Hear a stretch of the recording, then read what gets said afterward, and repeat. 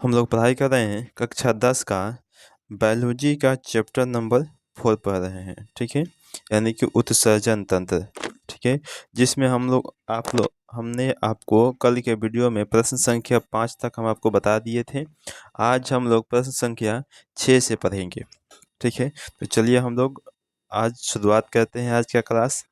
देखिए, जो प्रश्न है आज का वह है कि मानव मूत्र निर्माण विधि को लिखें। ठीक है, यानी कि मानव में यूरिन का निर्माण किस प्रकार से होता है। ठीक है, उसे हमें लिखना है। चलिए लिखते हैं। उत्तर में लिखेंगे, मूत्र में साधारणतः जल, यूरिया तथा सोडियम क्लोराइड विद्यमान होते हैं। अगर एक मनुष्य 24 घंटे में 80 से 100 ग्राम प्रोटीन आहार के रूप में लेता है तो उसके मूत्र की प्रतिशत मात्रा निम्नलिखित होगी। ठीक है, क्या होगा तो 96% जल होगा। ध्यान रखिएगा, जो यूरिन में होता है वह सबसे अधिक मात्रा में क्या होता है तो जल होता है। एवं ठोस यानी कि जो सॉलिड की बात करें तो 4% उसमें सॉलिड भी होता है, जिसमें 2% यूरिया होता है। सॉलिड में क्या क्या होता है तो 2% यूरिया होता है तथा अन्य दो पदार्थ जो होते हैं वो 2% अन्य पदार्थ होते हैं। ठीक है, मूत्र का पीला रंग इसमें स्थित रंजक यूरोक्रोम के कारण होता है। ठीक है, चलिए आगे देखते हैं हम लोग। अगला प्रश्न है हमारे पास कि नेफ्रॉन का सचित्र वर्णन करें। ये आप एग्जाम में 5 नंबर का पूछेगा और बहुत ही अच्छा है। ठीक है, इसको बार बार इस प्रश्न को बार बार एग्जाम में पूछा जाता है। ठीक है, चलिए हम लोग इसका उत्तर लिखते हैं। लिखेंगे, वृक्क की कार्यात्मक इकाई को हम लोग नेफ्रॉन कहा जाता है।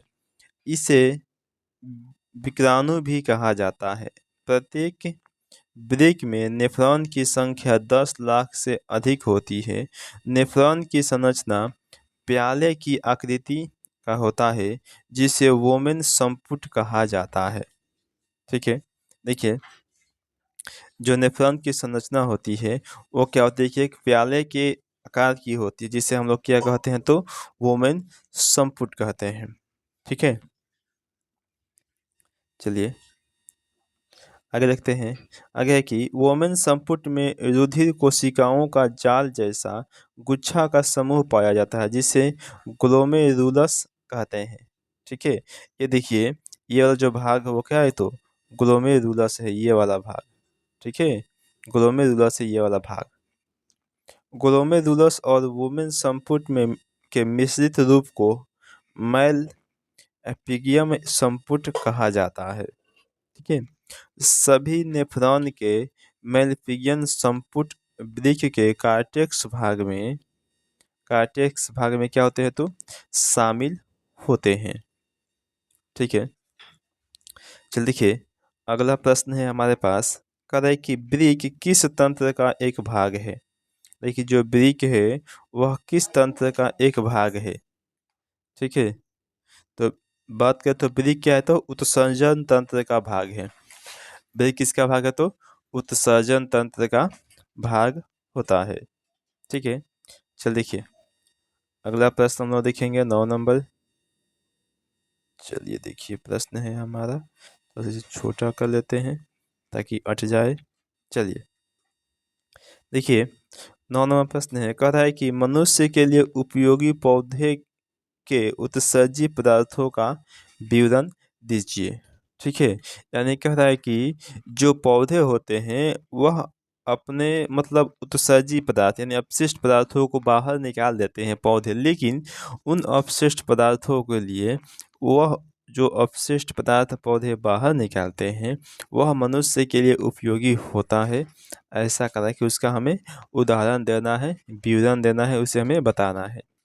उत्तर लिखेंगे कि पौधे से बहुत से उपयोगी तेल प्राप्त किए जाते हैं, जैसे यूकेलिप्टस तेल, लौंग का तेल, चंदन का तेल। ठीक है, यानी कि इससे क्या होता है कि बहुत प्रकार के तेल पाए जाते हैं। टैनिन एक पादप उत्सर्जी पदार्थ है, जिसका उपयोग चर्म शोधन एवं औषधि उद्योग के रूप में किया जाता है।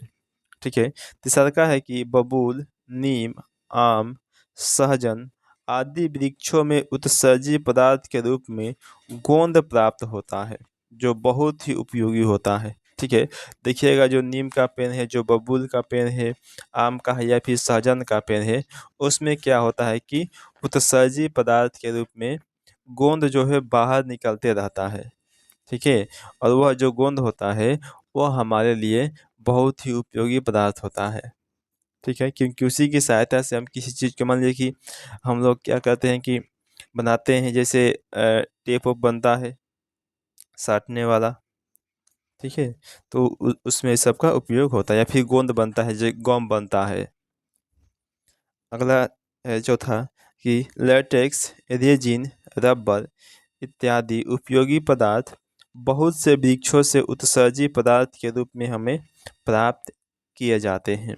यानी कि ये सभी भी क्या होते हैं, तो उत्सर्जी पदार्थ के रूप में हमें प्राप्त होते हैं। चलिए देखिए, अगला प्रश्न है हमारा